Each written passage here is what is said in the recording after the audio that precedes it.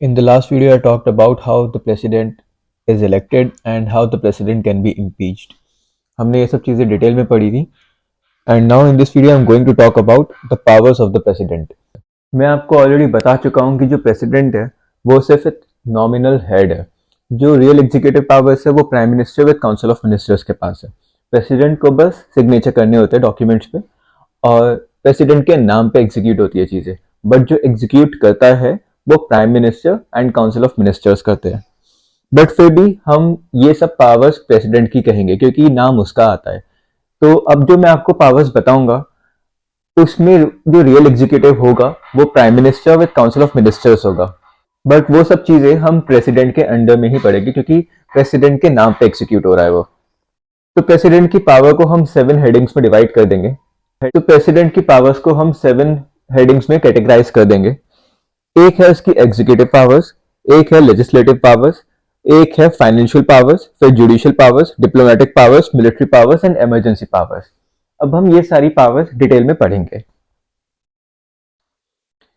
तो कुल मिला के 7 टाइप की प्रेसिडेंट के पास पावर्स होती है। अब हम वो सारी पावर्स डिटेल में पढ़ेंगे। सबसे पहले हम देखेंगे लेजिस्लेटिव पावर। लेजिस्लेटिव का मतलब लॉ मेकिंग पावर्स, ठीक है। तो ये प्रेसिडेंट की लॉ मेकिंग पावर्स होती है या फिर लॉ से रिलेटेड होती है, ठीक है। लेजिस्लेटिव मतलब पार्लियामेंट भी होता है। हमने देखा था यूनियन का जो लेजिस्लेटिव है वो पार्लियामेंट होता है। तो या तो लॉ मेकिंग पावर्स है या फिर पार्लियामेंट से रिलेटेड पावर्स है। सबसे पहली पावर देखते हैं लेजिस्लेटिव पावर में। ही कैन समन और prorogue the parliament and dissolve Lok Sabha. He can also summon a joint sitting of both the houses of parliament which is presided over the speaker of लोक सभा। तो प्रेसिडेंट का जब भी मन करे वो पार्लियामेंट को समन कर सकता है। पार्लियामेंट मतलब लोकसभा एंड राज्यसभा। मैंने आपको बताया था कि पार्लियामेंट में 3 पार्ट्स होते हैं, एक लोकसभा, राज्यसभा और द प्रेसिडेंट। तो प्रेसिडेंट का जब भी अगर मन करे वो पार्लियामेंट को समन कर सकता है, मतलब पार्लियामेंट में राज्यसभा और लोकसभा से बोल सकता है कि वो आए या फिर वो अपना सेशन स्टार्ट करे, और वो उन्हें सस्पेंड भी कर सकता है। प्रोरोग का मतलब सस्पेंड या फिर एंड ऑफ सेशन। और प्रेसिडेंट लोकसभा को डिसॉल्व भी कर सकता है, ठीक है। अब यहाँ पे 3 चीजें हैं। पहले सबसे पहला समन।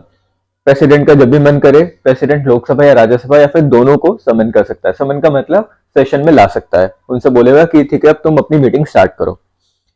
प्रेसिडेंट प्रोरोग भी कर सकता है। प्रोरोग का मतलब उस सेशन का टर्मिनेशन या फिर सस्पेंड, कि उस सेशन को खत्म करना। प्रेसिडेंट ऑर्डर से वो भी कर सकता है। और प्रेसिडेंट लोकसभा को डिसॉल्व भी कर सकता है। अब आप याद रखिएगा सिर्फ लोकसभा डिसॉल्व होती है, राज्यसभा कभी डिसॉल्व नहीं होती। राज्यसभा इज परमानेंट हाउस, ठीक है। लोकसभा परमानेंट हाउस नहीं है। लोकसभा एक तो 5 साल बाद अपने आप खत्म हो जाती है, फिर नई गवर्नमेंट बनती है, फिर नया लोकसभा सेशन होता है, पहली चीज। और लोकसभा को प्रेसिडेंट डिसॉल्व कर सकता है। डिसॉल्व वो तब करेगा जब जो काउंसिल ऑफ मिनिस्टर फिर जो गवर्नमेंट होती है, गवर्नमेंट अपनी मेजोरिटी या तो लूज कर देगी लोकसभा में या फिर वो कॉन्फिडेंस लूज कर देगी। अब इन दोनों के मतलब क्या है वो हम बाद में देखेंगे जब हम पार्लियामेंट के बारे में देखेंगे, पर मैं आपको बेसिक बताता हूँ। तो लोकसभा में एक रेजोल्यूशन इश्यू होगा और उसमें अगर ऐसा बोला जाता है कि इस वाली अब गवर्नमेंट की मेजोरिटी नहीं रही या फिर हमें इस गवर्नमेंट पर भरोसा नहीं है, नो कॉन्फिडेंस मोशन कहते हैं इसे, तो फिर प्रेसिडेंट इस लोकसभा को डिसॉल्व कर सकता है। फिर नए इलेक्शंस हो गए, नई गवर्नमेंट बनेगी। तो प्रेसिडेंट समन भी कर सकता है, प्रोरोग भी कर सकता है, डिसॉल्व भी कर सकता है लोकसभा को। डिसॉल्व लोकसभा को डिसॉल्व करने का मतलब समझ में आ गया कि प्रेसिडेंट लोकसभा को डिसॉल्व कर देगा जब भी गवर्नमेंट अपनी मेजोरिटी प्रूव करने में फेल हो जाएगी या फिर गवर्नमेंट कॉन्फिडेंस गेन करने में फेल हो जाएगी। और जब ऐसा होगा तो प्रेसिडेंट उसे डिसॉल्व कर देगा और फिर एक नए इलेक्शन होंगे फिर लोकसभा के, और फिर से एक नई गवर्नमेंट बनेगी। तो ये 3 चीजें प्रेसिडेंट कर सकता है। इसके अलावा प्रेसिडेंट ज्वाइंट सिटिंग भी बैठा सकता है दोनों हाउसेस की, ठीक है। अब आप देखिए राज्यसभा अलग बैठता है, लोकसभा अलग बैठता है, बट अगर प्रेसिडेंट चाहे तो इन दोनों हाउसेस की जॉइंट सिटिंग बैठा सकता है, मतलब एक ही चेंबर में ये दोनों हाउसेस के मेंबर्स हो। अब प्रेसिडेंट ऐसा क्यों करेगा? अब आप देखिए किसी भी बिल को लॉ बनने के लिए 3 चीजें चाहिए होती है। सबसे पहले कोई भी बिल किसी भी हाउस में इंट्रोड्यूस होता है, चाहे वो लोकसभा में इंट्रोड्यूस हो या फिर वो राज्यसभा में इंट्रोड्यूस हो। सबसे पहले एक हाउस में वो बिल इंट्रोड्यूस होगा, मान लीजिए लोकसभा में इंट्रोड्यूस हुआ। अब लोकसभा से वो पास होके जाएगा राज्यसभा में। अगर राज्यसभा में भी पास हो गया वो, तो फिर वो प्रेसिडेंट के पास जाता है और एक एक्ट बन जाता है, ठीक है, तो वो लॉ बन जाता है। अब पहले मान लीजिए लोकसभा ने बिल इंट्रोड्यूस करा, लोकसभा ने उसे पास भी कर दिया और राज्यसभा के पास भेजा, बट अब राज्यसभा ने उसे पास नहीं करा, तो इस केस में प्रेसिडेंट अगर चाहे तो दोनों हाउसेस को वो साथ में बैठा सकता है और फिर उस लॉ पे या फिर उस मैटर पे डिस्कशन होगा, उस बिल पे डिस्कशन होगा जो राज्यसभा में पास नहीं करा था, और फिर मेजोरिटी, फिर टोटल मेजोरिटी में वो पास होगा, और अगर तब भी पास हो जाता है तो वो बिल एक्ट बन जाता है। तो किसी डिस्प्यूटेड बिल को पास कराने के लिए प्रेसिडेंट जॉइंट सिटिंग बैठाता है पार्लियामेंट की। ठीक है, तो ये एक तो इसकी लेजिस्लेटिव पावर ये है। दूसरी legislative power, he address the parliament at the commencement of the first session after each general election and the first session of each year. अब इसका मतलब ये है, जब भी पार्लियामेंट बनेगी, जब भी लोकसभा बनेगी, ठीक है, जैसे ही 5 साल हुए, इलेक्शन फिर से हुए, और जो पहला सेशन होगा तो हमेशा उसे प्रेसिडेंट प्रेसाइड करेगा, पहली चीज ये। और हर एक साल बाद, मतलब 5 साल का एक सेशन होता है, 5 साल की लोकसभा होती है, एक गवर्नमेंट 5 साल की होती है, हर साल जब भी एक नया साल आएगा, प्रेसिडेंट सबसे पहले मीटिंग को प्रेसाइड करेगा। इसका मतलब ये है। अब प्रेसिडेंट दोनों हाउसेज में मैसेज भी भेज सकता है, या तो वो किसी बिल के ऊपर हो कि ये वाला बिल पेंडिंग क्यों है, इस पर काम क्यों नहीं रहा, कुछ भी उसके बारे में कुछ पूछना हो, या फिर किसी और चीज के ऊपर भी प्रेसिडेंट दोनों हाउसेज में मैसेज भी भेज सकता है। अब इनके अलावा एक और इंपॉर्टेंट फीचर है, he can appoint the member of Lok Sabha when the office of Speaker and Deputy Speaker fall vacant. Similarly, in Rajya Sabha when the office of Chairman and Vice Chairman fall vacant. अब आप देखिए यहाँ पे क्या है, लोकसभा का एक head होता है जिसे हम कहते हैं द स्पीकर, वो लोकसभा की मीटिंग को प्रेसाइड करता है।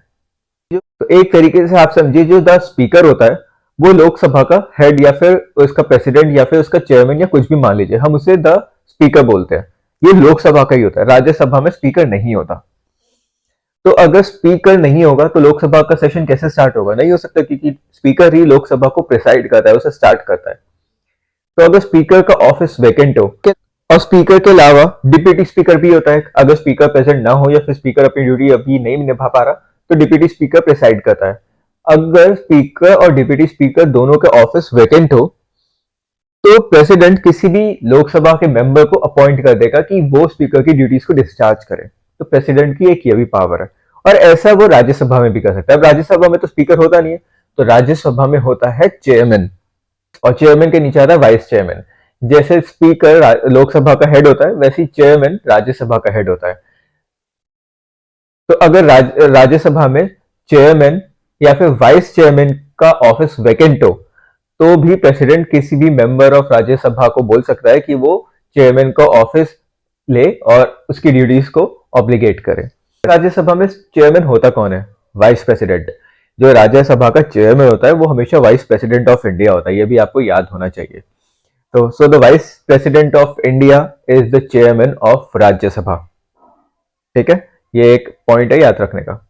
तो प्रेसिडेंट लोकसभा के मेंबर को किसी अपॉइंट कर सकता है अगर स्पीकर का ऑफिस या डिप्यूटी स्पीकर का ऑफिस वैकेंट हो, और ऐसे ही वो राज्यसभा के भी किसी मेंबर को अपॉइंट कर सकता है अगर चेयरमैन वाइस चेयरमैन का ऑफिस वैकेंट हो, क्योंकि इन दोनों पोस्ट के बिना, स्पीकर और चेयरमैन की पोस्ट के बिना, दोनों हाउसेस के सेशन प्रिसाइड नहीं हो सकते, दोनों हाउसेस के सेशन स्टार्ट नहीं हो सकते, बिकॉज ये दोनों ही एक ऑफिसर्स है जो इन सेशंस को प्रिसाइड करते हैं।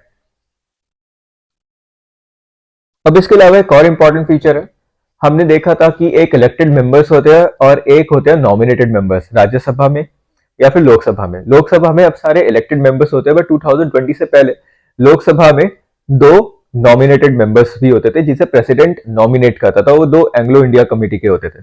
बट अब ये वाला फीचर 2020 के बाद नहीं है। तो अब लोकसभा में तो सारे इलेक्टेड मेंबर्स हैं जिन्हें लोग या फिर जो पीपल है, जो जनता है, वो इलेक्ट करती है। बट राज्यसभा में ऐसा नहीं है, राज्यसभा में टोटल सीट्स है 250, और इस 250 में से 12 लोग ऐसे हैं जो इलेक्टेड नहीं हैं। पहली बात तो आपको यह पता होना चाहिए कि लोकसभा में डायरेक्ट इलेक्शन होता है, जिन्हें लोग, जो हमारी जनता होती है, वो इलेक्ट करते हैं। ठीक है, वो तो सारे इलेक्टेड हो गए। बट जो राज्यसभा में है, राज्यसभा में इनडायरेक्ट इलेक्शन होते हैं, और इस इनडायरेक्ट इलेक्शन में 238 तो इलेक्टेड होते हैं जिसे काफी लोग इलेक्ट करते हैं। हम देखेंगे वो कौन कौन इलेक्ट करेंगे। तो 238 तो इलेक्टेड होते हैं, और 12 लोग जो होते हैं वो नॉमिनेटेड होते हैं, और वो नॉमिनेट कौन करता है? The president. So he nominates 12 members of Rajya Sabha from amongst person having special knowledge और practical experience in literature, science, art and local service. जो लोग प्रेसिडेंट की नजर में लिटरेचर में बहुत ज्यादा अच्छे हैं, साइंस में बहुत ज्यादा अच्छे हैं, आर्ट में बहुत अच्छे हैं, लोकल सर्विस में बहुत अच्छे हैं, जिन्हें काफी प्रैक्टिकल एक्सपीरियंस है, कोई प्रोफेसर है जिसे कोई स्पेशल नॉलेज है, और प्रेसिडेंट के अकॉर्डिंगली वो सोसाइटी में कंट्रीब्यूट कर सकता है। तो ऐसे 12 लोगों को वो राज्यसभा का मेंबर बना सकता है। तो ऐसे लोगों को हम नॉमिनेटेड मेंबर्स बोलते हैं। ठीक है, इन्हें इलेक्टेड मेंबर्स नहीं बोलते, इन्हें नॉमिनेटेड मेंबर्स बोलते हैं। तो 250 में से 12 लोग नॉमिनेटेड होते हैं और 238 इलेक्टेड होते हैं इनडायरेक्ट इलेक्शन से। मैंने ये पॉइंट यहाँ पे लिख दिया, he can nominate 2 members to the Lok Sabha from the Anglo Indian community, but ये 2020 के बाद अबॉलिश्ड हो गया। अब लोकसभा में सिर्फ इलेक्टेड मेंबर्स ही होते हैं, नॉमिनेटेड मेंबर्स नहीं होते। एक और इंपॉर्टेंट इसका फंक्शन है, he decides on question as to disqualification of members of the parliament in consultation with the election commission. जब हम पार्लियामेंट के बारे में पढ़ेंगे और हम जब मेंबर ऑफ पार्लियामेंट के बारे में देखेंगे उसमें कि मेंबर ऑफ पार्लियामेंट को ऑफिस से कैसे हटाया जाता है, तब हम ये वाला टॉपिक डिटेल में देखेंगे। अभी के लिए आपको इतना पता होना चाहिए कि अगर कोई क्वेश्चन आता है कि इस वाले मेंबर को पार्लियामेंट से हटाना चाहिए ये या फिर नहीं चाहिए, अब ये क्या रीजन है वो बाद में देखेंगे। बट अगर ऐसा कोई क्वेश्चन आता है कि इस वाले मेंबर को हम हटाना चाहिए या फिर नहीं हटाना चाहिए, तो ये प्रेसिडेंट डिसाइड करेगा इलेक्शन कमीशन के कंसल्ट के साथ। प्रेसिडेंट ये अकेला डिसाइड नहीं करेगा, हमेशा इलेक्शन कमीशन के साथ वो कंसल्ट करेगा और फिर उसे प्रेसिडेंट हटा देगा। इन सारी पावर्स के अलावा कुछ और लेजिस्लेटिव पावर्स भी है। अब मैंने आपको बताया कि लॉ कैसे बनता है। कोई भी बिल किसी हाउस में इंट्रोड्यूस होगा, चाहे वो लोकसभा में हो या फिर राज्यसभा में हो, इन दोनों हाउसेस में किसी में भी कोई भी बिल इंट्रोड्यूस हो सकता है और फिर वो एक हाउस में पास होगा, दूसरे हाउस में पास होगा, प्रेसिडेंट की उसमें एसेंट लगेगी, सिग्नेचर होगा, वो एक्ट बन जाएगा। बट कुछ बिल ऐसे ही है जो प्रेसिडेंट के रिकमेंडेशन पे ही इंट्रोड्यूस होंगे। जो नॉर्मल कानून होता है वो तो कोई भी हाउस अपनी मर्जी से उठा सकता है और फिर उसे पास करवाना होता है, ठीक है। बट कुछ मैटर्स ऐसे हैं जो कॉन्स्टिट्यूशन में दे रखे हैं कि वो सिर्फ प्रेसिडेंट रिकमेंड करेगा, प्रेसिडेंट की परमिशन चाहिए, तभी वो सारी चीजें उस हाउस में किसी भी हाउस में इंट्रोड्यूस होगी, वरना वो इंट्रोड्यूस नहीं कर सकते। प्रेसिडेंट की प्रायर परमिशन चाहिए। So his prior permission or recommendation is needed to introduce certain type of bills in the parliament. अब वो बिल्स क्या क्या होते हैं वो भी हम बाद में देखेंगे जब हम पार्लियामेंट देखेंगे। ये सारे टॉपिक्स पार्लियामेंट के हैं। तभी एक एग्जांपल देता हूं। अगर कोई बिल है जिसमें कंसोलिडेटेड फंड ऑफ इंडिया से एक्सपेंडिचर लेना है। कंसोलिडेटेड फंड ऑफ इंडिया एक फंड है हमारे गवर्नमेंट का जिसमें पैसे होते हैं। अब वो पैसे कहां से आते हैं, कैसे आते हैं, वो भी हम बाद में देखेंगे जब हम कंसोलिडेटेड फंड ऑफ इंडिया पढ़ेंगे। पर अभी के लिए देख लीजिए कि कंसोलिडेटेड फंड ऑफ इंडिया एक फंड होता है जिसमें पैसे होते हैं। अब गवर्नमेंट को उस फंड में से पैसे निकालने हैं, तो उसकी परमिशन पहले प्रेसिडेंट से लेनी पड़ेगी। या फिर अगर हमें किसी स्टेट की बाउंड्रीज को छोटा करना है या फिर बड़ा करना है या फिर एक नई स्टेट बनानी है, तो उसकी भी परमिशन पहले प्रेसिडेंट से लेनी पड़ेगी। तो कुछ ऐसी चीजें हैं जिसकी पहले परमिशन प्रेसिडेंट से लेनी पड़ती है, फिर ही वो बिल इंट्रोड्यूस होता है किसी भी हाउस ऑफ पार्लियामेंट में। अगर कोई बिल किसी भी हाउस में इंट्रोड्यूस होगा, मान लीजिए लोकसभा में इंट्रोड्यूस होगा, तो वो लोकसभा में किसी मेंबर ने करा होगा इंट्रोड्यूस। अब लोकसभा में तो कितने मेंबर्स है, अराउंड 500 मेंबर है। लोकसभा में इंट्रोड्यूस किसी मेंबर ने करा,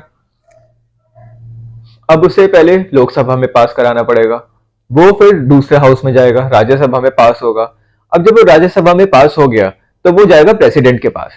अब जब वो बिल प्रेसिडेंट के पास जाएगा तो प्रेसिडेंट के पास 3 ऑप्शन होते हैं। एक तो वो उस पर सिग्नेचर कर सकता है, give his assent to the bill. तो अगर उसने सिग्नेचर दे दिया तो ये बिल एक्ट बन जाएगा।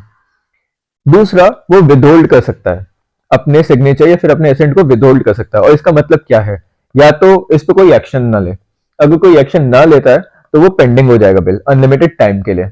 अनलिमिटेड टाइम के लिए, याद रखिए, अनलिमिटेड टाइम के लिए वो पेंडिंग हो जाएगा, कोई एक्शन ही नहीं ले रहा प्रेसिडेंट।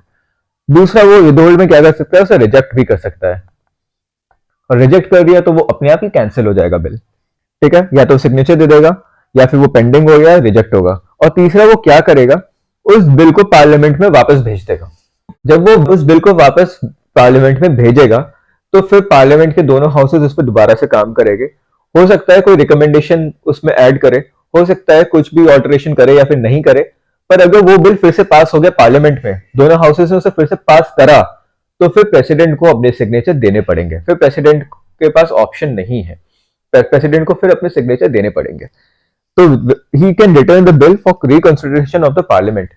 और जब उसने रिकंसिडरेशन ऑफ पार्लियामेंट के लिए भेजा तो पार्लियामेंट के पास अब 2 ऑप्शन है, या तो वो उसे फिर से पास करे विदाउट किसी ऑल्टरेशन के या फिर विदाउट किसी अमेंडमेंट के, या फिर उसमें वो अमेंडमेंट ऐड करे। पर जैसा भी केस होगा, चाहे पार्लियामेंट उसमें कुछ चेंजेस करे या फिर ना करे, वो फिर अगर पास होगा फिर से पार्लियामेंट में और फिर वो प्रेसिडेंट के पास जाएगा तो प्रेसिडेंट को उस पर सिग्नेचर देने ही पड़ेंगे। ना वो उस पर विदहोल्ड कर सकता, ना उसे पेंडिंग रख सकता, ना रिजेक्ट कर सकता, ना वो वापस भेज सकता, उसे सिग्नेचर देने पड़ेंगे। ये हम देखेंगे पार्लियामेंट में सही से, बट ये बेसिक है जो आपको पता चल गया। प्रेसिडेंट के पास 3 ऑप्शन होते हैं, या तो वो अपने सिग्नेचर कर दे, या फिर उस बिल को पे कोई एक्शन ना ले, या फिर रिजेक्ट कर दे, या फिर पार्लियामेंट में वो वापस भेजे रिकंसिडरेशन के लिए। और जब वो पार्लियामेट में वापस भेजेगा रिकंसिडरेशन के लिए, अगर पार्लियामेंट ने उसे फिर से पास करा विद और विदाउट अमेंडमेंट, तो प्रेसिडेंट को साइन करने पड़ेंगे। Then president can not reject it, president cannot make it pending, nor the president can return the bill for reconsideration of parliament. He has to give his assent to the bill. अब देखिए, जो function हमारे parliament में होता है वैसे ही वो state legislature में भी होता है। स्टेट लेजिस्लेचर में अब प्रेसिडेंट की जगह गवर्नर आ जाएंगे, प्राइम मिनिस्टर की जगह चीफ मिनिस्टर आ जाएंगे, काउंसिल ऑफ मिनिस्टर वैसे ही रहते हैं, लोकसभा की जगह स्टेट असेंबलीज आ जाएगी, स्टेट लेजिस्लेटिव असेंबली, और राज्यसभा की आ जाएगी लेजिस्लेटिव काउंसिल। नाम चेंज है बट हर स्टेट में फंक्शन ऐसे होता है। हाँ, बट कुछ स्टेट में लेजिस्लेटिव काउंसिल नहीं होती, पर उसमें भी वर्किंग ऐसी ही होती है। पहले कोई अगर बिल इंट्रोड्यूस हुआ, वो लोअर हाउस में पास होगा या फिर हायर हाउस में हो, किसी में भी हो, फिर वो दूसरे हाउस में जाएगा। जब दोनों हाउसेस में पास हो जाएगा फिर वो गवर्नर के पास जाएगा, गवर्नर की सिग्नेचर के लिए, और जब गवर्नर उस पर सिग्नेचर कर देगा तो वो उस स्टेट के लिए एक्ट बन जाएगा, उस स्टेट का वो अलग से कानून बनेगा। ठीक है, हम देखेंगे कि कुछ कानून पूरे देश के लिए होते हैं और कुछ कानून सिर्फ एक स्टेट के लिए होते हैं। तो जो स्टेट वाले कानून होते हैं वो गवर्नर और स्टेट लेजिस्लेटिव असेंबली या स्टेट गवर्नमेंट उसे बनाती है, उसे यूनियन गवर्नमेंट नहीं बनाती, उसे सेंट्रल गवर्नमेंट नहीं बनाती। सेंट्रल गवर्नमेंट पूरे इंडिया के लिए कानून बनाती है, पर अगर कोई कानून स्टेट के लिए बनाना है, सिर्फ उस स्पेसिफिक स्टेट के लिए, तो उसे कौन बनाएगा? State legislative assembly, state government, और उसमें फंक्शन करेगा गवर्नर, स्टेट लेजिस्लेटिव असेंबली और state legislative council. State legislative assembly is the lower house, state legislative council is the upper house of the state, and the governor act as the president of the state. तो अगर आप देखिए, कोई भी bill किसी भी या तो लोअर हाउस में बनेगा या फिर अपर हाउस में बनेगा स्टेट के, या तो लेजिस्लेटिव असेंबली में बनेगा या फिर लेजिस्लेटिव काउंसिल में बनेगा, किसी में भी बना। मान लीजिए वो लोअर हाउस में बना, लेजिस्लेटिव असेंबली में बना, लेजिस्लेटिव असेंबली में पास होगा वो, फिर लेजिस्लेटिव असेंबली के बाद वो जाएगा लेजिस्लेटिव काउंसिल में, और जब लेजिस्लेटिव काउंसिल भी उसे पास कर देगी तब वो जाएगा गवर्नर के पास। तो गवर्नर के पास अब 4 ऑप्शन होते हैं। प्रेसिडेंट के पास तो 3 ऑप्शन होते हैं, या तो बिल को असेंट दे दे, या फिर अपने विदहोल्ड कर ले, विदहोल्ड में पेंडिंग भी कर सकता है, रिजेक्ट भी कर सकता है, या फिर वो रिटर्न करे रिकंसिडरेशन के लिए। पर गवर्नर के पास 4 ऑप्शन होते हैं। गवर्नर के पास क्या ऑप्शन होते हैं? या तो वो उस पर सिग्नेचर कर दे, ठीक है, या तो वो विदहोल्ड कर दे, विदहोल्ड पे वही पेंडिंग और रिजेक्ट हो गया, या तो वो रिकंसिडरेशन के लिए वापस दे दे स्टेट लेजिस्लेचर में, या फिर जो स्टेट लेजिस्लेटिव असेंबली होती है वहां पे रिकंसिडरेशन के लिए वापस भेजे। और इसमें भी वही होगा, अगर वो फिर से पास होके आ गया विदाउट अमेंडमेंट तो गवर्नर को सिग्नेचर करने पड़ते हैं। बट फोर्थ ऑप्शन एक और है गवर्नर के पास। गवर्नर के पास एक ये भी ऑप्शन है कि वो उस बिल को रिजर्व करे प्रेसिडेंट के सिग्नेचर के लिए। गवर्नर ऐसा भी कर सकता है। अब प्रेसिडेंट तो किसके लिए रिजर्व करेगा? प्रेसिडेंट से तो ऊपर कुछ है ही नहीं। तो गवर्नर कुछ बिल को रिजर्व कर सकता है प्रेसिडेंट के सिग्नेचर के लिए। तो जब वो ऐसा करेगा तो वो वाला बिल अब प्रेसिडेंट के पास जाएगा।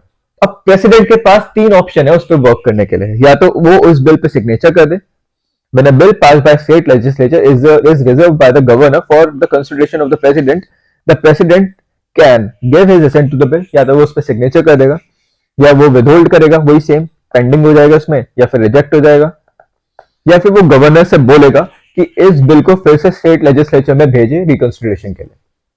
और जब प्रेसिडेंट ऐसा करेगा फिर गवर्नर उसे वापस स्टेट लेजिस्लेचर में भेजेगा। अगर स्टेट लेजिस्लेचर ने इस बार उस पर अमेंडमेंट करे या फिर नहीं करे, और फिर गवर्नर उसे फिर से प्रेसिडेंट के पास रिजर्वेशन के लिए भेजेगा, तो अब प्रेसिडेंट के पास ऑप्शन है, उसे वो फिर से कैंसिल कर सकता है। अगर ये चीज वो पार्लियामेंट के साथ करता, अगर वो पार्लियामेंट में रिकंसिडरेशन के लिए भेजता तो उसके पास ऑप्शन नहीं होता। तो अगर वो फिर से उसके पास आता तो उसे साइन करने पड़ते, सिग्नेचर करने पड़ते प्रेसिडेंट को। बट स्टेट गवर्नमेंट के साथ ऐसा नहीं है। अगर प्रेसिडेंट कोई बिल वापस भेजता है गवर्नर के पास और गवर्नर उसे स्टेट लेजिस्लेचर में रिकंसिडरेशन के लिए भेजता है, उसमें अगर बिल में या तो कोई अमेंडमेंट हो या फिर नहीं हो, वो बिल फिर से प्रेसिडेंट के पास प्रेजेंट होता है, गवर्नर उसे फिर से प्रेसिडेंट के पास प्रेजेंट करता है, तो अब प्रेसिडेंट उस पर सिग्नेचर कर भी सकता है, नहीं भी कर सकता, तो प्रेसिडेंट के पास ये वाली पावर भी है। ठीक है, समझ में आया? अभी मैं आपको फिर से बताऊंगा ये। इनके अलावा सबसे इंपॉर्टेंट लेजिस्लेटिव पावर जो प्रेसिडेंट के पास है वो ये है कि ही can प्रोमुलगेट ordinances when the parliament is not in session. अब ये बहुत इंपॉर्टेंट पावर है। अब ऐसा होता है कि पार्लियामेंट कभी कभी सेशन में ना हो, ठीक है, कभी कभी पार्लियामेंट की मीटिंग नहीं हो रही हो, और जब ऐसा होता है और कोई अर्जेंट मैटर आ जाता है कि जिसपे कानून बनाना पड़ेगा, तो वो प्रेसिडेंट बना सकता है। मतलब प्रेसिडेंट के पास खुद की डिस्क्रिशनरी पावर नहीं होती, वो तो हमेशा प्राइम मिनिस्टर और उसके काउंसिल ऑफ मिनिस्टर्स के एक्ट पे ही काम करता है। तो असली में तो प्राइम मिनिस्टर और काउंसिल ऑफ मिनिस्टर कानून बना रहे हैं, बट हम प्रेसिडेंट के अंडर में पढ़ रहे हैं। ये सारी चीजें प्राइम मिनिस्टर और काउंसिल ऑफ मिनिस्टर ही करते हैं, प्रेसिडेंट का तो सिर्फ नाम आता है। तो प्रेसिडेंट एक टेम्परेरी कानून बना सकता है जिसे हम बोलते हैं ऑर्डिनेंस। तो समझ में आ गया ऑर्डिनेंस किसे कहते हैं? अगर पार्लियामेंट कोई कानून बनाता है तो उसे हम बोलते हैं एक्ट, ठीक है, उसमें पहले लोअर हाउस में पास होगा, अपर हाउस में पास होगा, प्रेसिडेंट के सिग्नेचर होंगे, तब वो एक्ट बन जाएगा। बट अगर पार्लियामेंट सेशन में ना हो, कोई भी हाउस, अगर लोअर हाउस प्रेजेंट हो पर अपर हाउस ना हो, अगर अपर हाउस प्रेजेंट हो लोअर हाउस ना हो, या फिर दोनों ही ना हो, तो और कोई मैटर है जिस पर अर्जेंट कानून बनाना बहुत इंपॉर्टेंट है, तो प्रेसिडेंट तब एक टेम्परेरी कानून बनाएगा और उसे हम कहते हैं ऑर्डिनेंस। तो he can promulgate ordinance when the parliament is not in session. समझ में आ गया ये? बट एक कंडीशन है, जैसे ही पार्लियामेंट सेशन में आएगा तो वो कानून 6 हफ्तों के अंदर उस पार्लियामेंट में पास हो जाना चाहिए। 6 हफ्तों के अंदर ही लोकसभा को भी उसे पास करना पड़ेगा और राज्यसभा को भी पास करना पड़ेगा, तब वो जो ऑर्डिनेंस है वो एक्ट बन जाएगा। और अगर लोकसभा और राज्यसभा उसे पास नहीं करते तो वो 6 हफ्तों के अंदर ही खत्म हो जाएगा। It must be approved by the parliament within 6 week from its reassembly. अगर पार्लियामेंट उसे पास कर देते हैं, दोनों हाउसेस उसे पास कर सकते हैं, तो वो ऑर्डिनेंस एक्ट बन जाएगा। जैसे बिल एक्ट बनता था वैसे ही वो ऑर्डिनेंस एक्ट बन जाएगा। बट अगर पार्लियामेंट कोई एक्शन नहीं लेते, वो पेंडिंग रहता है, तो वो 6 हफ्तों बाद ही अपने आप जो ऑर्डिनेंस है वो खत्म हो जाएगा। तो जो ये ऑर्डिनेंस होता है ये टेम्परेरी नेचर का होता है, it is a temporary measure, और ये सब तभी बनता है जब कोई अर्जेंट मैटर होता है। इसके अलावा he lays the report of controller and auditor general, union public service commission, finance commission etcetera before the parliament. मैंने आपको बताया कि हर साल जो सबसे पहला सेशन होता है वो प्रेसिडेंट प्रिसाइड करता है, और उस सेशन में president controller and auditor general की report, union public service commission की रिपोर्ट, फाइनेंस कमीशन की रिपोर्ट और भी कुछ कमीशन है, उन सब की रिपोर्ट वो पार्लियामेंट में प्रेजेंट करता है। अब ये सारे जो कमीशन है वो हम अलग अलग चैप्टर्स में पढ़ेंगे डिटेल में। और जो लास्ट पॉइंट है वो ये है, he can make regulation for the peace, progress, good government of Andaman Nicobar island, Lakshadweep, Dadra and Nagar Haveli, Daman and Diu, in case of Puducherry also, but only when the assembly suspended और डिसॉल्व्ड। अब इसका मतलब क्या है ये थोड़ा समझना पड़ेगा। एक तो होती है इंडिया में स्टेट्स, ठीक है, हमने देखा 28 स्टेट्स है, और एक होती है यूनियन टेरिटरी। हमें पता है कि 8 यूनियन टेरिटरी है इंडिया में, अगर नहीं पता तो जान दीजिए, 28 states and 8 union territories are present in the India.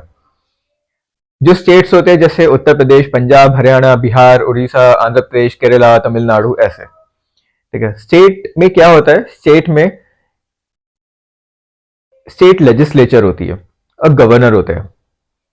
State legislature में अपर हाउस भी हो सकता है, लोअर हाउस भी हो सकता है। कुछ स्टेट में सिर्फ लोअर हाउस होता है, लोअर हाउस तो होता ही होता है। हो सकता है कुछ स्टेट में अपर हाउस ना हो, जैसे उत्तर प्रदेश में दोनों हाउसेस है, लोअर हाउस भी है, मतलब लेजिस्लेटिव असेंबली है और लेजिस्लेटिव काउंसिल भी है। लेजिस्लेटिव असेंबली लोअर हाउस हो गया, लेजिस्लेटिव काउंसिल अपर हाउस हो गया, विधानसभा लोअर हाउस और विधान परिषद अपर हाउस। तो कुछ स्टेट में तो ऐसा होता है और गवर्नर होता है, बट कुछ स्टेट्स में सिर्फ लोअर हाउस होता है, that is the legislative assembly, Vidhan Sabha ही होती है और गवर्नर होता है। और ऐसे स्टेट्स में विधानसभा कानून वो बिल बनाता है, वो सीधा गवर्नर के पास जाता है, गवर्नर उसे साइन कर देता है और एक्ट बन जाता है, ठीक है। अब यूनियन टेरिटरी में क्या होता है, यूनियन टेरिटरी में स्टेट लेजिस्लेचर नहीं होते। ये डिफरेंस है स्टेट और यूनियन टेरिटरी में।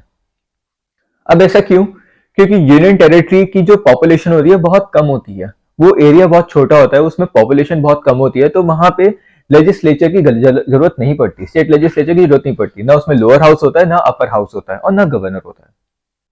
तो फिर इन यूनियन टेरिटरी में कानून कैसे बनते हैं, इन यूनियन टेरिटरी को गवर्न कैसे करा जाता है, क्योंकि इसमें तो कोई स्टेट लेजिस्लेचर ही नहीं है, कोई गवर्नर नहीं है। इन यूनियन टेरिटरीज को गवर्न करता है प्रेसिडेंट डायरेक्ट। तो जैसे चंडीगढ़ हो गई, अंडमान निकोबार, लक्षद्वीप, दादर एंड नागर हवेली, दमन एंड दीव, और जम्मू एंड कश्मीर भी अब एक यूनियन टेरिटरी है। तो इन यूनियन टेरिटरी में डायरेक्ट प्रेसिडेंट का रूल होता है। इन सारी यूनियन टेरिटरी को प्रेसिडेंट गवर्न करता है, पर प्रेसिडेंट अकेला नहीं करता। प्रेसिडेंट एक बंदे को अपॉइंट करता है जो होता है लेफ्टिनेंट गवर्नर।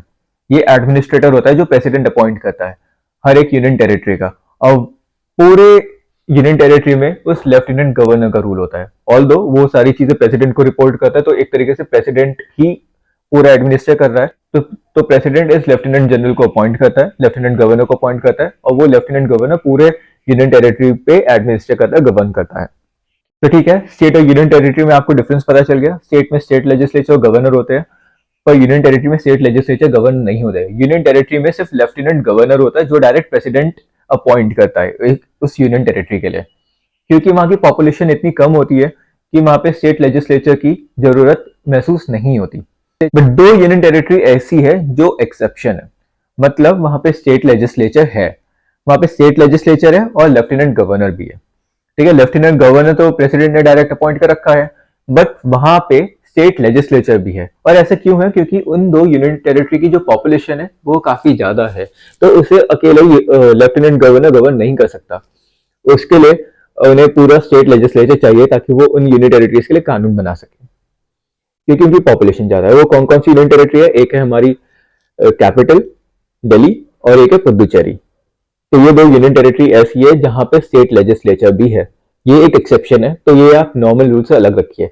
नॉर्मल रूल क्या है कि यूनियन टेरिटरी और स्टेट में क्या डिफरेंस है? यूनियन टेरिटरी में स्टेट लेजिस्लेचर नहीं होता, गवर्नर नहीं होता, वहां पे सिर्फ लेफ्टिनेंट गवर्नर होता है जो प्रेसिडेंट अपॉइंट करता है।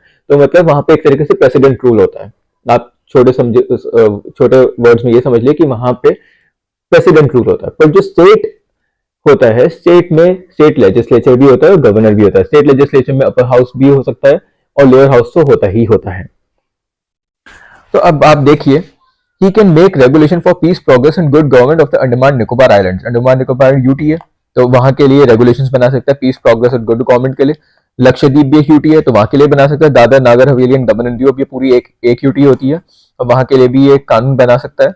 बट पुदुचेरी, मैंने आपको बताया स्टेट लेजिस्लेचर है वहां पे, तो क्योंकि वहां की पॉपुलेशन ज्यादा है।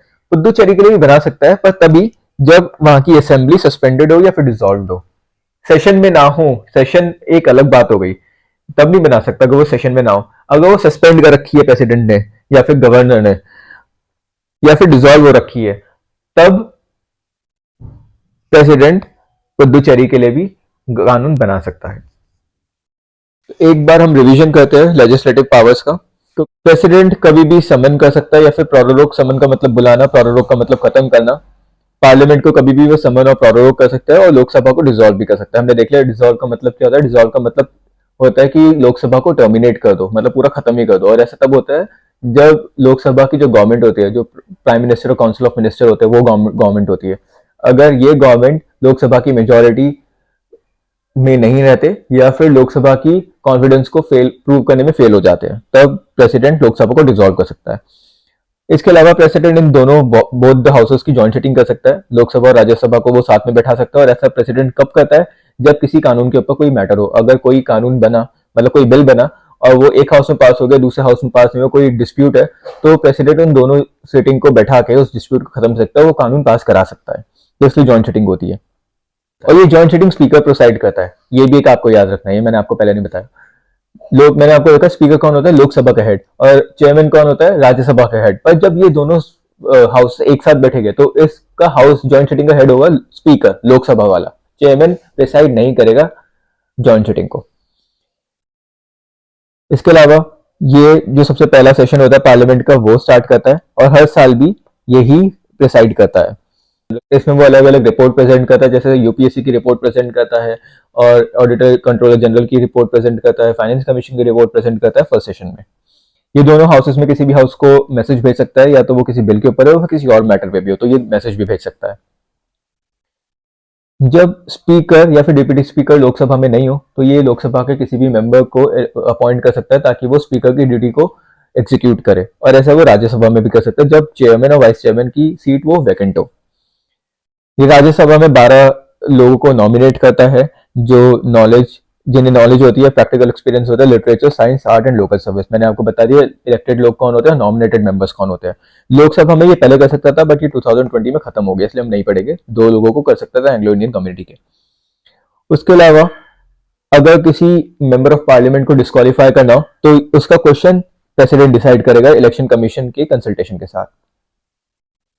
कुछ बिल ऐसे होता है पार्लियामेंट में जो सिर्फ प्रेसिडेंट की परमिशन या फिर प्रेसिडेंट के रिकमेंडेशन पे इंट्रोड्यूस होता है, जैसे मनी बिल हो गया, या फिर कोई ऐसा बिल हो गया जिसमें कंसोलिडेटेड फंड ऑफ इंडिया में से पैसे निकालने हैं, या फिर हमें कोई नया स्टेट बनाना है, कोई नया स्टेट खत्म करना है, उसकी बाउंड्री छोटी करनी है, उसकी बाउंड्री बढ़ानी है। तो ऐसे बिल्स के लिए प्रेसिडेंट की परमिशन पहले चाहिए होती है, फिर उसको रिकमेंडेशन प्रेसिडेंट की होनी चाहिए, तभी वो बिल इंट्रोड्यूस होते हैं। अब प्रेसिडेंट के पास कोई बिल आता है, मैंने देखा कि पहले एक बिल एक छोटे हाउस में पास होगा, बड़े हाउस में पास होगा, या किसी भी हाउस में पास होगा, एक बिल किसी भी हाउस में पास होगा, फिर दूसरा हाउस में जाएगा। जब दोनों हाउस पास कर देंगे तो प्रेसिडेंट के पास जाता है। अब जब प्रेसिडेंट के पास जाएगा तो प्रेसिडेंट के पास 3 ऑप्शन होते हैं, या तो वो उस पर सिग्नेचर कर दे तो वो बिल एक्ट बन जाएगा, कानून बन जाएगा, या तो वो विदहोल्ड कर दे। विदहोल्ड के 2 मतलब होते हैं, या तो वो पेंडिंग रखे, अनलिमिटेड टाइम के लिए पेंडिंग रख सकता है, कोई एक्शन ही ना ले, या फिर रिजेक्ट कर दे। ठीक है। और तीसरा ऑप्शन उसके पास ये होता है कि वो पार्लियामेंट को वो बिल वापस भेजे रिकंसिडरेशन के लिए। और जब वो ऐसा करता है, रिकंसिडरेशन के लिए वो पार्लियामेंट को भेजता है बिल, तो पार्लियामेंट या तो कोई अमेंडमेंट उसमें कर सकता है, कोई चेंजेस कर सकता है, या फिर वो चेंज ना भी करे, और फिर से अगर वो बिल पास होता है पार्लियामेंट में तो प्रेसिडेंट को सिग्नेचर करने पड़ते हैं। तो प्रेसिडेंट मना नहीं कर सकता, उसमें पेंडिंग नहीं कर सकता और वापस नहीं भेज सकता, प्रेसिडेंट को फिर सिग्नेचर करना ही पड़ता है।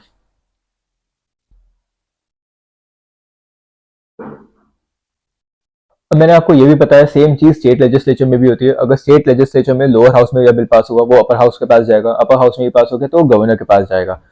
अब गवर्नर के पास 4 ऑप्शन होते हैं, प्रेसिडेंट के पास तो 3 ऑप्शन होते थे, अब गवर्नर के पास 4 ऑप्शन होते हैं। या तो वो सिग्नेचर कर दे, या फिर वो विदहोल्ड कर दे, विदहोल्ड में क्या होगा, रिजेक्ट कर दे, या फिर पेंडिंग रखे, और या तो वो रिकंसिडरेशन के लिए भेज दे। जब वो रिकंसिडरेशन के लिए भेजेगा गवर्नर, तो अगर स्टेट लेजिस्लेचर में वो बिल फिर से पास हो गया तो गवर्नर को उस पर सिग्नेचर करने पड़ेंगे। सेम प्रोसीजर है पार्लियामेंट वाला, बट यहाँ पे गवर्नर के पास एक और पावर होती है। गवर्नर उस बिल को प्रेसिडेंट के लिए रिजर्व कर सकता है, प्रेसिडेंट के सिग्नेचर के लिए। और जब गवर्नर ऐसा करेगा तो वो बिल जाएगा प्रेसिडेंट के पास। प्रेसिडेंट के पास अब 3 ऑप्शन होते हैं, या तो वो सिग्नेचर कर दे सिंपल, विदहोल्ड कर दे, विदहोल्ड में वही पेंडिंग हो गया और रिजेक्ट हो गया, या फिर वो गवर्नर को वापस बोलेगा कि स्टेट लेजिस्लेचर में वो बिल फिर से भेजे ताकि स्टेट लेजिस्लेचर उसे रिकंसिडर करे। और जब वो ऐसा करेगा, स्टेट लेजिस्लेचर अगर उसे रिकंसिडर करता है, चाहे वो उसमें अमेंडमेंट डाले या फिर नहीं डाले, और फिर वो बिल फिर से प्रेसिडेंट के पास होता है, तब प्रेसिडेंट के पास ऑप्शन होता है, वो उसे मना भी कर सकता है और उस पर सिग्नेचर भी कर सकता है। वो प्रेसिडेंट के ऊपर डिपेंड करता है। प्रेसिडेंट एक कानून भी बना सकता है जब पार्लियामेंट सेशन में ना हो, और इसे हम बोलते हैं ordinances. So he can promulgate ordinances, और ये तभी होता है जब कोई अर्जेंट मैटर होता है, पार्लियामेंट सेशन में नहीं हो, कोई अर्जेंट मैटर के लिए कानून बनाना पड़े। पर जब पार्लियामेंट सेशन में होगी तो 6 हफ्तों के अंदर वो बिल पास कराना बहुत इंपॉर्टेंट होता है। ये वाला हम अभी डिटेल में पढ़ेंगे। ठीक है, ये ordinance making power of the president अभी हम डिटेल में पढ़ेंगे। इसके अलावा ये देख लिया हमने, controller auditor general union public service और फाइनेंस कमीशन की रिपोर्ट पार्लियामेंट के पास भेजता है। और यूनियन टेरिटरी जो है अंडमान निकोबार, लक्षद्वीप, दादर नागर हवेली, दमन दीव या फिर पुदुचेरी, इनके लिए वो रेगुलेशंस बना सकता है peace, progress and good government के लिए। पुदुचेरी के लिए वो तभी बना सकता है जब वहां की असेंबली सस्पेंडेड हो या डिसॉल्व हो। सस्पेंडेड डिसॉल्व का मतलब जब गवर्नर पूरे स्टेट लेजिस्लेचर की जो गवर्नमेंट है उसे खत्म कर दे, वो डिसॉल्व हो जाती है। जो हम देखेंगे कैसे होती है हम जब स्टेट लेजिस्लेचर पढ़ेंगे। तो ये थी legislative powers of the president. अब हम प्रेसिडेंट की लेजिस्लेटिव पावर्स में से 2 लेजिस्लेटिव पावर को डिटेल में पढ़ेंगे। सबसे पहले हम पढ़ेंगे veto powers of the president, और ये काफी इंपॉर्टेंट टॉपिक है। अब आप सोच रहे होंगे कि वीटो पावर तो हमने लेजिस्लेटिव पावर में नहीं देखा था, वीटो वर्ड तो कहीं आया नहीं था, बट हमने ये पढ़ा था। जब मैं आपको बता रहा था कि प्रेसिडेंट के पास ऑप्शन होते हैं जब उसके पास बिल आता है और उसे उस पर सिग्नेचर करने होते हैं, तो उसके पास 3 ऑप्शन होते हैं, या तो वो अपने सिग्नेचर कर दे और वो बिल एक्ट बन जाएगा, ठीक है, या फिर वो उसे सस्पेंड कर दे, या फिर वो अपने सिग्नेचर को या फिर अपने एसेंट को विदहोल्ड कर ले। तो जो वो विदहोल्ड है उसी का मतलब होता है वीटो। विदहोल्ड का मतलब होता है रिफ्रेन, और वीटो का भी मतलब होता है रिफ्रेन। ठीक है। और थर्ड ऑप्शन था जब वो रिकंसिडरेशन के लिए भेज देता है, तो एक तरीके से वो वहां पे भी अपने सिग्नेचर नहीं दे रहा, वो पहले चाहता है कि रिकंसिडरेशन के लिए जाए, उसके बाद अगर कुछ होता है तब वो सिग्नेचर देगा, तो वो भी एक तरीके से वीटो पावर है। तो हमें ये पावर सब डिटेल में देखनी है थोड़ी बहुत। ज़्यादा मुश्किल नहीं है, हम बेसिक अंडरस्टैंडिंग काफ़ी ले चुके हैं ऑलरेडी, तो आपको ये वाला टॉपिक समझने में अब ईजी होगा। मैंने आपको बताया कि एक बिल एक्ट तभी बनता है जब वो पहले कोई एक हाउस पास करता है, फिर उस हाउस से वो दूसरे हाउस पे जाता है और फिर उस पर प्रेसिडेंट के एसेंट हो, तब वो बिल एक एक्ट बन जाता है। और जब वो बिल प्रेसिडेंट के पास आता है तो प्रेसिडेंट के पास तीन ऑप्शन होते हैं। एक तो give his assent to the bill, right, उस पर अपने सिग्नेचर कर दे और इसमें ये एक्ट बन जाता है। तो ये तो वीटो यहाँ पे नहीं आएगा, ठीक है, ये क्योंकि रिफ्रेन करा ही नहीं कहीं, उसने तो सीधा सिग्नेचर दे दिया। दूसरा, withhold his assent to the bill. Withhold का मतलब क्या होता है, या तो कोई एक्शन ना ले जिससे वो पेंडिंग हो जाएगा, नो एक्शन, या फिर रिजेक्ट, ठीक है। तो यहाँ पे वीटो है, तो यहाँ पे दो टाइप की वीटो है, हम वो देखेंगे। और थर्ड है return the bill for reconsideration of the parliament. Third type की वीटो ये हो गई।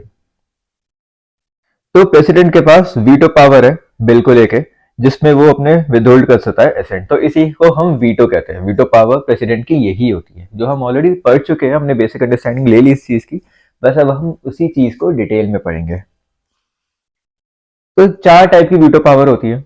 एक होती है एब्सोल्यूट वीटो, एक क्वालिफाइड वीटो, एक सस्पेंसिव वीटो और एक पॉकेट वीटो। एब्सोल्यूट वीटो अगर हम देखें, withholding of assent to the bill pass by legislature, मतलब विदहोल्ड करना, कि उसे रिजेक्ट कर देना। ये एब्सोल्यूट वाला ये है रिजेक्ट कर देना, कि मैं सिग्नेचर नहीं करूंगा, मैं रिजेक्ट कर रहा हूं उस बिल को। ये बिल तभी खत्म हो जाएगा, हम देखेंगे आगे से डिटेल में पढ़ेंगे। दूसरी टाइप की होती है qualified veto, overridden by the legislature with higher majority. ये इंडिया में नहीं है, ये वाली इंडिया में पावर नहीं है प्रेसिडेंट के पास, क्वालिफाइड वीटो। तो इंडिया में सिर्फ तीन वीटो पावर्स है, एब्सोल्यूट वीटो, सस्पेंसिव वीटो और पॉकेट वीटो, और हम इन तीनों के बारे में ही पढ़ेंगे।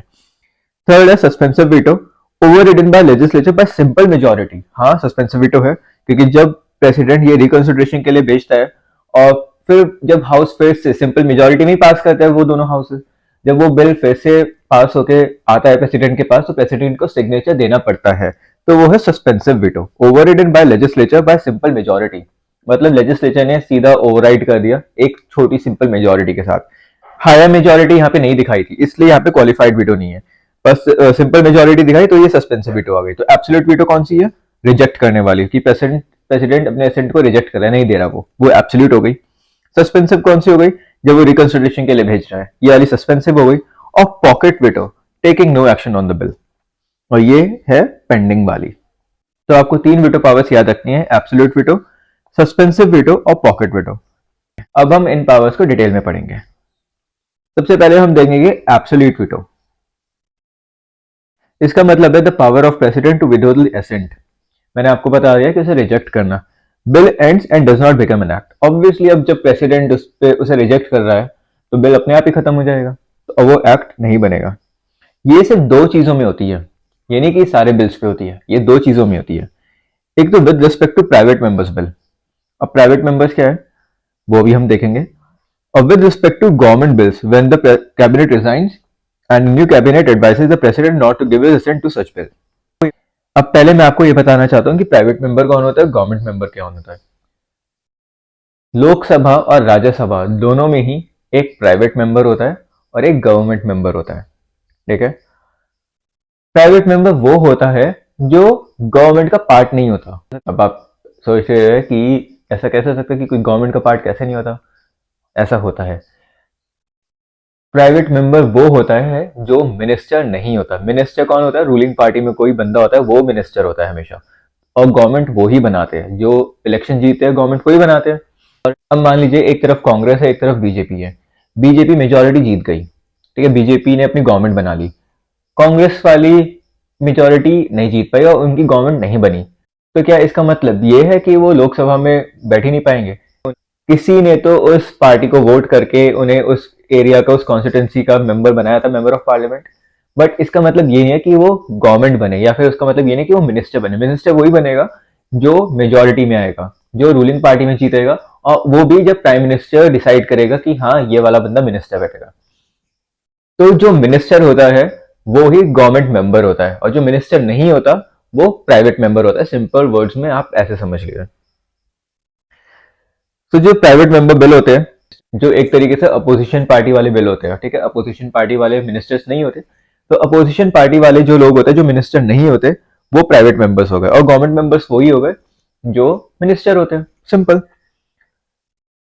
और प्राइवेट मेंबर बिल कौन हो गया? अगर कोई मेंबर ऑफ पार्लियामेंट मिनिस्टर नहीं है और वो बिल बनाए तो वो प्राइवेट मेंबर बिल हो गया, और अगर कोई बंदा मिनिस्टर है वो बिल बनाए तो गवर्नमेंट मेंबर बिल हो गया। आई होप आपको इन दोनों का डिफरेंस पता चल गया, कौन प्राइवेट मेंबर होता है, कौन गवर्नमेंट मेंबर होता है, किसका प्राइवेट मेंबर बिल होता है, किसका गवर्नमेंट मेंबर बिल होता है। तो जो ये एब्सोल्यूट वीटो वाली पावर है प्रेसिडेंट की, मतलब रिजेक्ट कर देना कि मैं साइन नहीं कर रहा, ये सिर्फ दो केसेस में एक्सरसाइज होती है। एक तो प्राइवेट मेंबर बिल पे, मतलब जो बंदा मिनिस्टर नहीं है और अगर वो कोई एक्ट ला रहा है, मान लीजिए लोकसभा में है, लोकसभा में एक बंदा है, एक एमपी है, मेंबर ऑफ पार्लियामेंट, वो मिनिस्टर नहीं है, वो एक बिल लाए, ठीक है, वो लोकसभा में पास भी हो गया, वो राज्यसभा में भी पास हो गया, पर प्रेसिडेंट के पास अब ऑप्शन है कि वो उसे रिजेक्ट कर दे, अपने एब्सोल्यूट वीटो पावर वो यूज कर सकता है। और एब्सोल्यूट वीटो क्या है? वो रिजेक्ट कर दे, उस पर वो सिग्नेचर नहीं देगा, या फिर उसका मन है वो नहीं दे सकता। एक तो ये, और एक है with respect to government bill when the cabinet resigns and new cabinet advises the president not to give its assent to such bill. अब आप देखिए, लोकसभा में बिल पास हुआ, किसी मिनिस्टर नहीं करा, मतलब कि कोई गवर्नमेंट मेंबर है उसने बिल पास करा, लोकसभा में पास हो गया और राज्यसभा में पास हो गया, अब प्रेसिडेंट के बस सिग्नेचर बचे थे उस पर, बट सिग्नेचर देने से पहले ही वो कैबिनेट रिजाइन हो जाते हैं, उस कैबिनेट का रेजिग्नेशन हो जाता है, वो जो लोकसभा के प्राइम मिनिस्टर है, फिर काउंसिल ऑफ मिनिस्टर्स है, उनका रेजिग्नेशन हो जाता है, और एक नए इलेक्शन होते हैं, नई कैबिनेट बनती है, नई गवर्नमेंट बनती है, और वो कैबिनेट अब प्रेसिडेंट को बोले कि इस पे साइन नहीं करना आपको, ऑल्दो वो गवर्नमेंट मेंबर ने ही, एक मिनिस्टर ने ही बिल बनाया था, लोकसभा में पास हुआ, वो राज्यसभा में भी पास हुआ, बट वो गवर्नमेंट अब हट गई, अब दूसरी गवर्नमेंट आई है, और वो गवर्नमेंट अगर अब प्रेसिडेंट से बोले कि आपको इस वाले बिल पे पास नहीं करना, तो प्रेसिडेंट उस पे सिग्नेचर नहीं करेंगे, वो अपने असेंट विदहोल्ड कर देंगे। तो ये होती है absolute veto power of the president, जो सिर्फ दो केसेस में एक्सरसाइज होती है। तो समझ में आ गया क्या होती है एब्सोल्यूट वीटो? एब्सोल्यूट का मतलब आपको समझ में होगा कि जब प्रेसिडेंट अपने एसेंट को विदहोल्ड कर देता है, विदहोल्ड के दो मतलब होता है, एक तो पेंडिंग कोई एक्शन ना लेना, और एक रिजेक्ट कर देना, तो एब्सोल्यूट वीटो ये रिजेक्ट वाली है, इसमें बिल खत्म हो जाता है और ये एक्ट नहीं बनता, ये तो सिंपल है, और ये सिर्फ दो केसेस में होती है, एक तो प्राइवेट मेंबर बिल के ऊपर, प्राइवेट मेंबर बिल का वो होता है जो कोई नॉन मिनिस्टर बिल लाता है और उसका अगर दोनों हाउसेस में पास हो जाता है तो प्रेसिडेंट के पास ऑप्शन होता है कि वो उसे रिजेक्ट कर दे। दूसरा गवर्नमेंट बिल के ऊपर ही होता है, गवर्नमेंट मेंबर ही उसे करता है, एक मिनिस्टर ही उसे अप्रूव करवाता है, वो लोकसभा में पास हुआ, राज्यसभा में पास हुआ, फिर प्रेसिडेंट के पास आया, पर प्रेसिडेंट ने अपने सिग्नेचर देने से पहले ही वो जो गवर्नमेंट होती है वो खत्म हो जाती है और न्यू गवर्नमेंट बनती है, और फिर वो न्यू गवर्नमेंट प्रेसिडेंट को एडवाइस करती है कि इस पे सिग्नेचर नहीं देने, तब प्रेसिडेंट रिजेक्ट कर सकता है, ठीक है। अब ऐसा असली में हुआ था 1954 में, उस टाइम के प्रेसिडेंट है डॉक्टर राजेंद्र प्रसाद। डॉक्टर राजेंद्र प्रसाद ने अपने एसेंट को विदहोल्ड कर दिया था, पैप्सू एप्रोप्रिएशन एक्ट, एक बिल आया था, पैप्सू एप्रोप्रिएशन बिल, ये एक बिल आया था, और इस वाले बिल पे प्रेसिडेंट ने, डॉक्टर राजेंद्र प्रसाद ने अपने सिग्नेचर नहीं दिए थे, रिजेक्ट कर दिया था, उन्होंने बोला था कि मैं नहीं दे रहा। और एक बार हुआ था 1991 में, ये हुआ था salary allowances and pension of member of parliament amendment bill. इनमें क्या हुआ था आप एक बार खुद पढ़ना, और मैं आपको ऐसे बता रहा हूँ, एक ओवरव्यू दे रहा हूँ। ये 1991 में हुआ था और इस टाइम पे प्रेसिडेंट थे आर वेंकटरमन। उन्होंने भी इस वाले बिल पे अपने एसेंट नहीं देते, विदहोल्ड कर दिए थे, क्योंकि ये बिल था मनी से रिलेटेड, इसमें कंसोलिडेटेड फंड ऑफ इंडिया में से पैसे निकालने की बात हुई थी, और ये बिल इंट्रोड्यूस हो गया था विदाउट रिकमेंडेशन ऑफ प्रेसिडेंट। और मैंने आपको बताया है कि अगर कोई ऐसा बिल होता है, मनी बिल होता है, उसके लिए पहले प्रेसिडेंट की प्रायर परमिशन लेनी पड़ती है, या फिर वो प्रेसिडेंट ही रिकमेंड करता है। तो ये वाला बिल पार्लियामेंट में पास हो गया था, लोकसभा में पास हो गया था, तो जब ये प्रेसिडेंट के पास आया तो प्रेसिडेंट ने सिग्नेचर देने से मना कर दिया था। तो ये दो ऐसे इंस्टेंसेस हुए थे जब प्रेसिडेंट ने अपने सिग्नेचर नहीं दिए थे, एक तो पैप्सू एप्रोप्रिएशन बिल, और ये दूसरा salary allowances pension end of member of parliament amendment bill 1991 का और 1954 का। तो ये थी प्रेसिडेंट की एब्सोल्यूट वीटो पावर। अब हम देखेंगे प्रेसिडेंट की सस्पेंसिव वीटो। ये भी हम ऑलरेडी पढ़ चुके हैं। सस्पेंसिव वीटो का मतलब जब कोई बिल पार्लियामेंट के पास रिकंसिडरेशन के लिए गया है, लोकसभा में पास हुआ, राज्यसभा में पास हुआ, अब वो प्रेसिडेंट के पास आए, अब प्रेसिडेंट उसे रिकंसिडरेशन के लिए वापस भेजते हैं। पर अगर ये बिल फिर से पास हो जाता है, चाहे उसमें अमेंडमेंट हो या फिर ना हो, अगर ये बिल फिर से पास हो जाता है तो प्रेसिडेंट के पास कोई ऑप्शन नहीं होता। ये उनके लिए ऑब्लिगेटरी होता है कि उन्हें अपने एसेंट देने पड़ेंगे। So he does not possess this veto in case of money bills. ठीक है, यहां तक तो पता है हमें। बट ये वाला सीन एक जगह नहीं होता, एक जगह इसका एक्सेप्शन है। मैंने आपको बताया कि मनी बिल एक तो लोकसभा में इंट्रोड्यूस होते हैं, ठीक है, ये मैं आपको ऑलरेडी बता चुका। दूसरा, प्रेसिडेंट की प्रायर परमिशन से ही होते हैं। प्रेसिडेंट पहले परमिशन रिकमेंड करता है, उसके बाद ही मनी बिल लोकसभा में इंट्रोड्यूस होते हैं। अब लोकसभा ने वो पास करा, राज्यसभा ने पास करा। अब जब ये प्रेसिडेंट के पास आएगा, ये मनी बिल जब प्रेसिडेंट के पास आएगा, तो प्रेसिडेंट या तो उस पर सिग्नेचर कर सकता है या फिर विदहोल्ड कर सकता है। ठीक है, या तो वो सिग्नेचर करके एक्ट बना देगा उसे, या फिर वो विदहोल्ड कर देगा, या तो पेंडिंग कर देगा या फिर रिजेक्ट कर देगा। बट वो रिकंसिडरेशन के लिए नहीं भेज सकता पार्लियामेंट के पास। ये सिर्फ मनी बिल में होता है। वैसे तो नॉर्मल एक्ट में वो रिकंसिडरेशन के लिए भेज सकता है और फिर से अगर वो पास हो गया है तो प्रेसिडेंट को सिग्नेचर देना पड़ता है। बट मनी बिल के केस में प्रेसिडेंट सिर्फ उस पर सिग्नेचर कर सकता है या फिर उसे विदहोल्ड कर सकता है, बट वो रिकंसिडरेशन के लिए नहीं भेज सकता। This is the law, this is defined under the constitution. तो ये आपको याद रखना है और ये ही है सस्पेंसिव वीटो। एक बार फिर से देखते हैं, तब एक्सरसाइज होती है जब ये रिकंसिडरेशन वाली बात होती है। अगर बिल फिर से पास हो जाता है तो प्रेसिडेंट को सिग्नेचर देने ही पड़ते हैं, हम ऑलरेडी देख चुके हैं। बट इसका हमने बस एक नया एक्सेप्शन, हमने बस इसका एक एक्सेप्शन पढ़ा कि जब अगर मनी बिल पास होता है तो मनी बिल पे प्रेसिडेंट या तो अपने सिग्नेचर दे सकता है या फिर विदहोल्ड कर सकता है, but he can not return the bill back to the parliament for reconsideration. और अब हम लास्ट में पढ़ेंगे पॉकेट वीटो। पॉकेट वीटो का मतलब जब प्रेसिडेंट कोई एक्शन नहीं लेता। When president doesn't take any action on the bill, he simply keeps the bill pending for indefinite period। अब आपको ये पता होना चाहिए कि ये indefinite period के लिए, अनलिमिटेड पीरियड के लिए बिल वो पेंडिंग रख सकता है। यूएसए में ऐसा नहीं है। यूएसए में क्या होता है, यूएसए में प्रेसिडेंट सिर्फ 10 दिन तक एक बिल को पेंडिंग रख सकता है, ओनली 10 डेज। बट इंडिया में प्रेसिडेंट एक बिल को अनलिमिटेड इंडेफिनिट पीरियड के लिए पेंडिंग रख सकता है। इसलिए बोलते हैं जो इंडियन प्रेसिडेंट की पॉकेट है वो अमेरिकन प्रेसिडेंट की पॉकेट से बहुत बड़ी है। पॉकेट वीटो तो इंडिया के पास ये वाली पावर ज्यादा अच्छी है। वो अनलिमिटेड पीरियड के लिए इसे कोलैप्स कर सकता है, वो अनलिमिटेड पीरियड के लिए लैप्स कर सकता है, वो पेंडिंग रख सकता है। इसलिए ही इंडियन प्रेसिडेंट की पॉकेट यूएसए प्रेसिडेंट की पॉकेट से बहुत ज्यादा बड़ी है, ऐसा बोला जाता है। तो पॉकेट वीटो पावर प्रेसिडेंट तब एक्सरसाइज करता है जब उसे कोई भी एक्शन नहीं लेना होता, जब उसे बिल को पेंडिंग रखना होता है। वो इंडेफिनिट पीरियड के लिए पेंडिंग रख सकता है, पहली चीज। कॉन्स्टिट्यूशन ने कोई लिमिट प्रोवाइड नहीं करी कि इसे इस टाइम के ऊपर उस बिल के लिए कोई भी एक्शन लेना है। और ये भी मैं आपको बता चुका कि pocket of Indian president is bigger than that of the American president, क्योंकि अमेरिकन प्रेसिडेंट को वो बिल 10 दिन के अंदर रिकंसिडरेशन के लिए भेजना होता है, उन्हें कुछ ना कुछ एक्शन लेना पड़ता है 10 दिन के अंदर। वो ऐसा नहीं कर सकते कि अनलिमिटेड पीरियड के लिए उसे लैप्स कर दे। पर प्रेसिडेंट के पास कॉन्स्टिट्यूशनल अमेंडमेंट बिल के लिए कोई भी वीटो पावर नहीं है, चाहे वो पॉकेट वीटो हो, चाहे वो सस्पेंसिव वीटो हो, चाहे वो एब्सोल्यूट वीटो हो।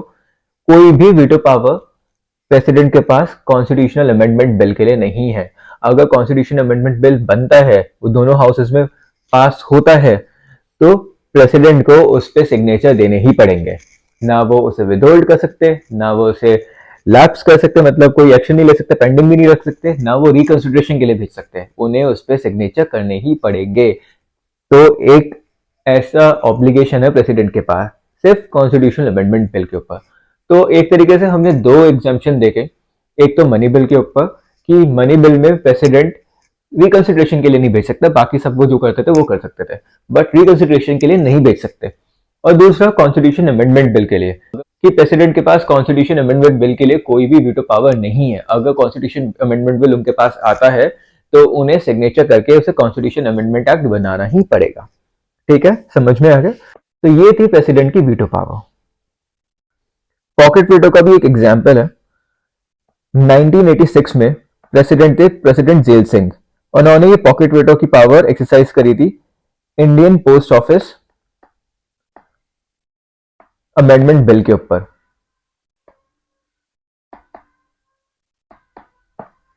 इस बिल को पास कराया था राजीव गांधी की गवर्नमेंट में, और इस बिल में फ्रीडम ऑफ प्रेस पे रिस्ट्रिक्शंस लगा दी गई थी, और ये बिल काफी वाइडली क्रिटिसाइज हुआ था। तो प्रेसिडेंट जेल सिंह ने इस बिल पे कोई एक्शन लिया ही नहीं था। ये 3 साल तक ये बिल पेंडिंग रहा।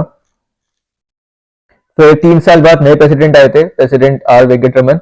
उन्होंने इस बिल को वापस रिकंसिडरेशन के लिए भेजा, बट तब तक नई गवर्नमेंट आ चुकी थी और उन्होंने इस बिल को खत्म ही कर दिया था। अब प्रेसिडेंट के पास एक और वीटो पावर हो रही है स्टेट लेजिस्लेशन के लिए। ये भी हम पढ़ चुके हैं, फिर भी मैं आपको बताता हूँ एक बार डिटेल में। अब हम स्टेट लेजिस्लेचर पे आते हैं। जब भी कोई बिल स्टेट लेजिस्लेचर में पास होता है तो वो एक्ट तभी बनता है जब उस पर गवर्नर उस पर सिग्नेचर करे या फिर प्रेसिडेंट सिग्नेचर करे। कब? जब गवर्नर वो बिल प्रेसिडेंट की रिजर्वेशन के लिए रखता है। हमने पढ़ा था ना कि गवर्नर के पास 4 ऑप्शन होता है, या तो सिग्नेचर कर दे, या फिर विदहोल्ड कर दे, या रिकंसिडरेशन के लिए भेज दे, या वो प्रेसिडेंट के असेंट के लिए रिजर्व कर ले। तो जब गवर्नर रिजर्व रखता है तो प्रेसिडेंट के पास 3 ऑप्शन होते हैं, या तो उस पर सिग्नेचर कर दे, या फिर विदहोल्ड कर दे, या फिर गवर्नर से बोले कि उस बिल को वापस स्टेट लेजिस्लेचर में भेजे रिकंसिडरेशन के लिए। ये हम ऑलरेडी पढ़ चुके हैं। अब जब बिल वापस पास होगा स्टेट लेजिस्लेचर के द्वारा, वो फिर से बिल पास होगा, चाहे उसमें अमेंडमेंट करे या फिर नहीं करे। अगर वो बिल फिर से पास होगा और प्रेसिडेंट के पास रखा जाएगा, तो प्रेसिडेंट के पास कोई ऑब्लिगेशन नहीं है कि उसे अपने सिग्नेचर देने हैं या नहीं। तो प्रेसिडेंट के पास ये वीटो पावर है यहाँ पे कि प्रेसिडेंट सिग्नेचर नहीं दे सकता हो। He can veto, he can exercise his veto power, और स्टेट गवर्नमेंट उसे ओवरराइड नहीं कर सकती। So state government can not override the veto power of the president. Parliament can override the veto power of the president. ठीक है, हमने suspensive veto में देखा था कि अगर प्रेसिडेंट रिकंसिडरेशन के लिए भेजता है तो अगर पार्लियामेंट फिर से उसने पास करती है तो प्रेसिडेंट को सिग्नेचर करने पड़ेंगे। That is a suspensive veto. But in case of state government can not override the veto power of the president. तो प्रेसिडेंट के पास कोई ऑब्लिगेशन नहीं है कि वो उस बिल पे सिग्नेचर करे। तो ये था presidential veto over the state legislature. ये हम ऑलरेडी पढ़ चुके हैं, बस मैं आपको एक बार फिर से रिवीजन करा रहा था। और अब हम लास्ट टॉपिक देखते हैं, ordinance making power of the president. ये लेजिस्लेटिव पावर्स में आखिरी टॉपिक है और ये भी हम ऑलरेडी देख चुके हैं। आर्टिकल 123 बताता है president can promulgate ordinance during recess of parliament. मतलब जब पार्लियामेंट सेशन में ना हो, चाहे वो कोई सा भी हाउस हो, चाहे वो लोकसभा हो या फिर राज्यसभा हो, अगर दोनों में से सिर्फ एक भी हाउस सेशन में नहीं है, तब भी प्रेसिडेंट ऑर्डिनेंसेस बना सकता है। And they have same forces as act of parliament but are temporary in nature. तो एक एक्ट में और एक ऑर्डिनेंस में डिफरेंस क्या है? डिफरेंस यही है कि जो एक्ट है वो परमानेंट होता है और जो ऑर्डिनेंस है वो टेम्परेरी नेचर का होता है। एक्ट को पार्लियामेंट बनाती है और ऑर्डिनेंस को प्रेसिडेंट बनाता है। कब? जब पार्लियामेंट सेशन में ना हो। और जब वो सेशन में आती है तो ऑर्डिनेंस को 6 हफ्तों के अंदर पास कराना पड़ता है दोनों हाउसेस से। ये भी एक ऑब्लिगेशन है। तो लिमिटेशंस देखते हैं उसकी। Can be exercise only when both the houses of parliament are not in session. देख लिया हमने। ठीक है, चाहे एक भी ना हो, अगर ऐसा हो कि राज्यसभा बैठी हो, लोकसभा नहीं बैठी हो, या फिर लोकसभा बैठी हो, राज्यसभा नहीं बैठी हो, तब भी प्रेसिडेंट ये बना सकता है। Can make ordinance when he is satisfied that the circumstances exist for him to take an action. मतलब मैंने आपको बताया कि जब कोई अर्जेंट मैटर हो, अगर कोई ऐसा अर्जेंट मैटर हो कि एक लॉ की जरूरत है और अभी पार्लियामेंट सेशन में नहीं है, तब प्रेसिडेंट एक ऑर्डिनेंस बना सकता है। अब ये जो ऑर्डिनेंस बनते हैं ना, ये उन्हीं पे बनेंगे जो पार्लियामेंट जिन पे कानून बना सकता है। हम आगे देखेंगे कि कुछ कानून पार्लियामेंट बनाता है, मतलब कुछ कानून सेंट्रल गवर्नमेंट या यूनियन बनाती है, और कुछ कानून स्टेट गवर्नमेंट बना सकती है। स्टेट गवर्नमेंट वाले सब्जेक्ट्स के ऊपर यूनियन गवर्नमेंट नहीं बना सकती, और यूनियन वालों के ऊपर स्टेट गवर्नमेंट तो बिल्कुल नहीं बना सकते। और एक कैटेगरी ऐसी होती है जिसे हम कॉन्करेंट बोलते हैं, उस पर पार्लियामेंट और स्टेट गवर्नमेंट दोनों मिलकर बना सकती है। ठीक है, वो हम बाद में देखेंगे। तो जो ये ऑर्डिनेंस बनते हैं प्रेसिडेंट के, ये उन्हीं सब्जेक्ट पे बनेंगे जिस पे पार्लियामेंट कानून बना सकती है। ठीक है, क्योंकि ये तभी बनते हैं ना जब पार्लियामेंट सेशन में ना हो। तो एक तरीके से प्रेसिडेंट एक टेम्परेरी कानून बना रहा है जब पार्लियामेंट सेशन में आएगी, क्योंकि कानून बनाने वाला काम तो पार्लियामेंट का है। प्रेसिडेंट तो बस एक टेम्परेरी नेचर के लिए कानून बना रहा है अर्जेंट मैटर में। तो वो जो कानून बनाता है, जो ऑर्डिनेंस पास करता है, वो उन्हीं सब्जेक्ट्स पे बना सकता है जिसके ऊपर पार्लियामेंट बना सकती है।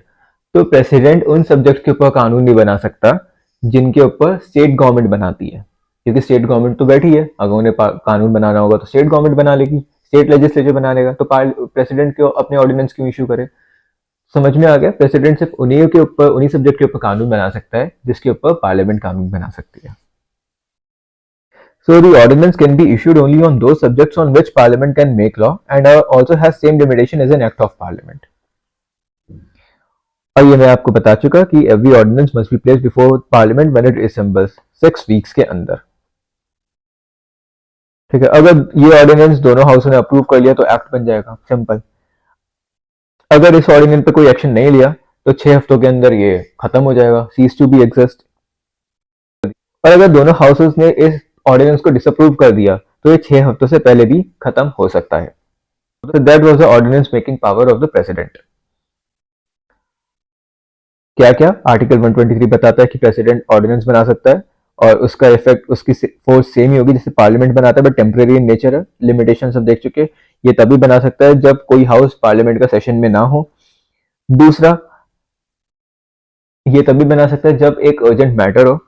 तीसरा, कि प्रेसिडेंट उन्हीं सब्जेक्ट पे कानून बना सकता है जिसके ऊपर पार्लियामेंट बना सकती है। और चौथा, कि पार्लियामेंट की रीअसेंबली के बाद इसे पार्लियामेंट के सामने रखा जाता है, पार्लियामेंट को 6 हफ्तों के अंदर इसके ऊपर डिसीजन लेना होता है।